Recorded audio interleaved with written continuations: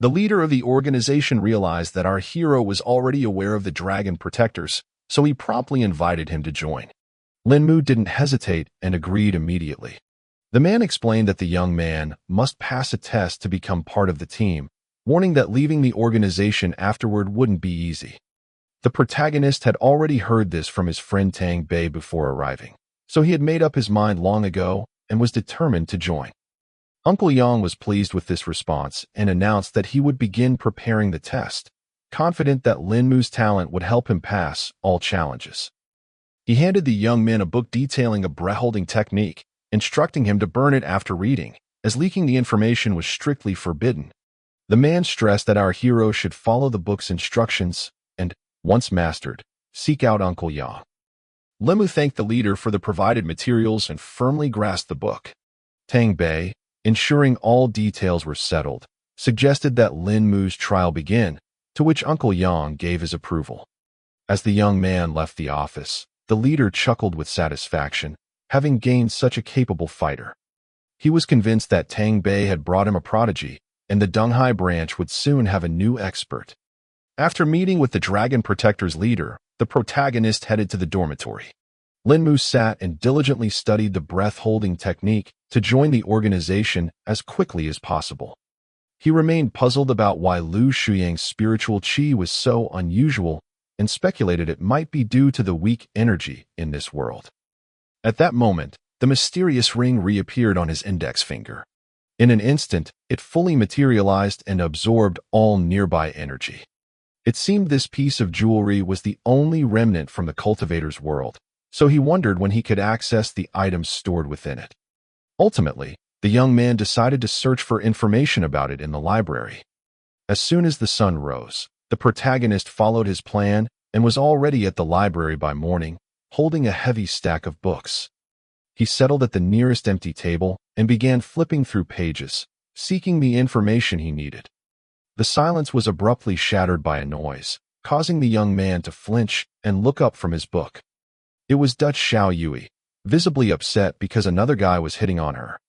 The girl coldly warned Wang Dong to leave her alone, adding scornfully that his family's wealth held no value in her eyes. The young man persisted, believing they were a perfect match from the same social circle. Dutch Xiao Yui was annoyed by his arrogance and emphasized that the Wang family's legacy would never pass to him. After making it clear she wasn't interested, she turned and walked away from Wang Dong. The guy was so persistent that he kept harassing her and mocked her engagement to a loser from the Lin family. Everyone had heard that Linmu was a complete failure, so Wang Dong felt he couldn't possibly be with such a beauty. It was challenging for the girl to control her emotions around such an unpleasant person. Meanwhile, the main character paid no attention to the exchange between the two. Wang Dong noticed his rival nearby and decided to confront Linmu himself. The young man continued to act as if he couldn't see or hear anything, refusing to pause his reading. The bully was delighted that our hero lacked manners, took a bold step toward him, and, staring into his eyes, asked if he had a problem for avoiding even a glance in his direction.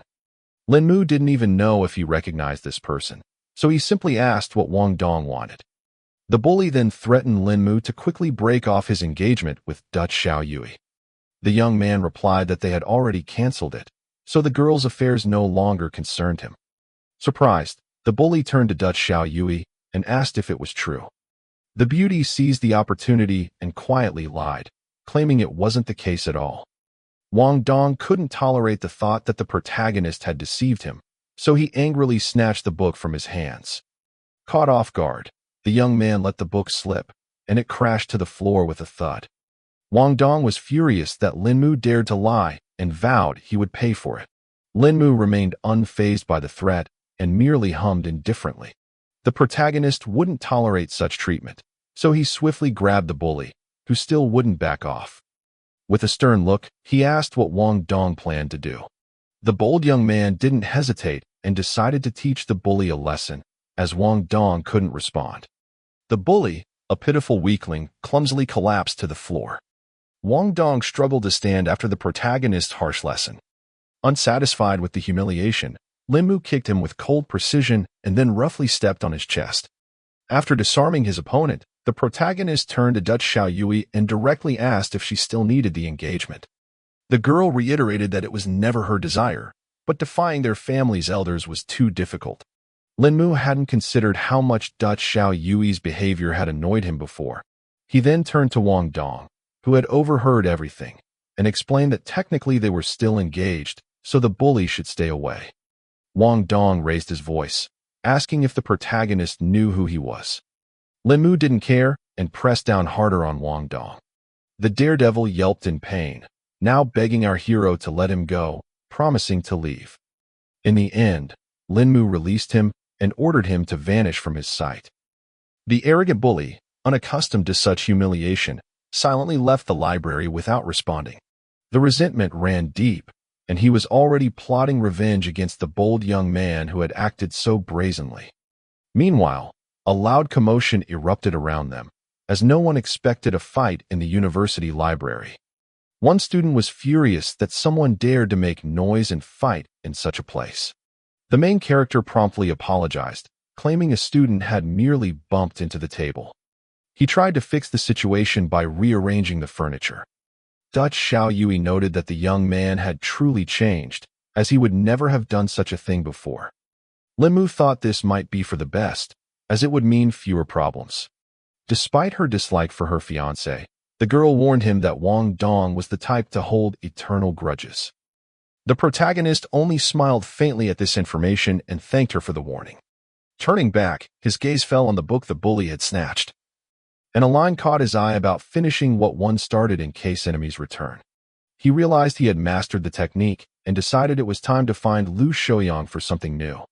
That evening, the scene shifted to the Wang family home, where another scandal was brewing. Wang Dong's father was furious that his subordinates hadn't provided useful information despite being well-paid and waiting a week. All the staff claimed Linmu was just a weakling and coward, but the issue was that he somehow broke the young master's arm. They all reported seeing him as a completely different person before. The family head grew intrigued upon hearing about this sudden change.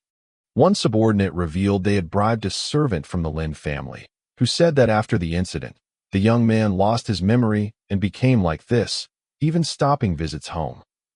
Mr. Wang decided to act decisively and ordered his fighters to bring Linmu in, no matter what. The guards lined up and unanimously accepted the order. The old man wasn't intimidated by some loser like Linmu, despite his family, as he had personally wronged him. The next morning, unaware of the hunt against him, the protagonist arrived at the university as usual. Linmu began to sense a tense atmosphere, hinting something was amiss. Suddenly, a suspicious small van blocked his path. A group of hooligans emerged, specifically seeking our hero. Their ringleader, smirking, announced that their boss wanted to invite Linmu for a cup of tea. The young man hadn't expected this, as he certainly didn't know their boss. The thugs grew impatient with his delays and ordered him to come with them or face a beating. Ultimately, our hero agreed to their terms to avoid another conflict, convinced that the Wang family indeed relished revenge. Linmu wasn't afraid and thought it might even be an opportunity to engage in such a challenge. Soon, Mr. Wang was informed that the target had arrived. Exhaling cigar smoke, he ordered his subordinates to bring the young man to him. A guard silently turned and left to carry out the boss orders. Minutes later, a knock sounded at the door, and the gentleman invited the guests in. It was clearly Linmu, escorted by several guards. The man immediately asked if the young man knew what he had gotten himself into, but Linmu feigned ignorance. The family head then provided a hint, revealing that Wang Dong was his son. The protagonist boldly suggested that the beaten boy had complained to his father, who now sought revenge. Mr. Wang laughed at our hero's audacity, as no one had ever dared speak to him so brazenly. He stated he would respect Linmu's family and let him go if he severed his tendons. The protagonist stood firm, asking what would happen if he refused. One guard placed a hand on his shoulder, advising him not to complicate things. Linmu didn't appreciate the treatment and elbowed the Wang family subordinate. He grabbed the guard's arm, asserting that they were here to talk, so no one should interfere. The protagonist was so strong that he easily overpowered even the most seasoned fighter. The subordinate crashed to the ground, breaking a table beneath him. Mr. Wang noted that the young man had impressive techniques, but was certain Lin Mu couldn't handle multiple fighters at once. The protagonist, undeterred, kept a confident smile. The man, enraged by such insolence, ordered his men to tear him apart. Our hero challenged all opponents to attack together, as time was short. He assumed a fighting stance, eager to dispatch the guards quickly and confront their boss. The guards attacked, but Lin Mu masterfully felled each with a single, precise strike. In 10 seconds, he had defeated every guard and was calmly adjusting his suit. Mr. Wang was stunned, having trusted his subordinate's strength. The young man suggested a unknown talk, as he and his son had wasted too much of his time, which needed compensation. Terrified, the man claimed it was all their fault and offered 20 million as compensation. Lin Mu didn't want money gained dishonestly. The frightened old man insisted it was earned cleanly. The protagonist chose to trust Mr. Wang, pulled a credit card from his jacket, and asked him to transfer the amount. The old man agreed, but needed a computer. Lin Mu allowed him to approach his desk, where Mr. Wang quickly entered the information and confirmed the transfer. He showed that the money had reached our hero's card and invited him to verify it. The young man thanked him for his cooperation, while Mr. Wang secretly reached into a desk drawer. Staring at Lin Mu, he pulled out a gun and suggested they continue their chat. Seeing the weapon, the protagonist fell silent. The old man mocked that the young man's earlier confidence had vanished. Lin Mu, still fearless, smirked smugly and swiftly knocked over the table where Mr. Wang sat, throwing him off balance. Unprepared, the family head dropped the gun. Our hero asked if it was worth it, stating that the man had just sealed his own fate. Mr. Wang tried to excuse it as a misunderstanding, claiming he only wanted to talk. The young man, certain trust was impossible, refused to engage further. He warned that if he wanted to kill Mr. Wang, he'd do it now, advising him not to provoke him. The man pleaded not to escalate tensions between their families and promised to fulfill any of the young master's orders. Intrigued by the opportunity for revenge, Lin Mu swiftly grabbed Mr. Wang's neck in a fit of rage, intending to teach him a harsh lesson. He forced a white pill into the old man's mouth, who didn't resist. Mr. Wang swallowed the mysterious object and immediately clutched his throat, yelling at our hero for giving him an unknown pill.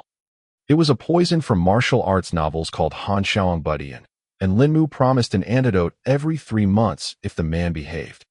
He warned that Mr. Wang could face a painful death and urged him to choose his actions carefully.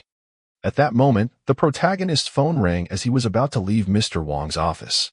It was Tang Bei, who had lost track of her friend and asked him to come to the base urgently for an assignment. Soon, Lin Mu arrived at the Tang Long Corporation building, where his friend awaited. Most staff had gathered in the hall, whispering about something significant. Upon meeting Tang Bei, the protagonist quickly asked what had happened. She reported that their organization had captured a mercenary group's leader, prompting his subordinates to take 20 hostages, demanding his release. The situation had escalated, with the mercenaries planning to attack the Pearl Tower, requiring immediate action. Lin Mu asked if there was a plan, and the girl explained their main goal was to rescue the hostages and assist other units.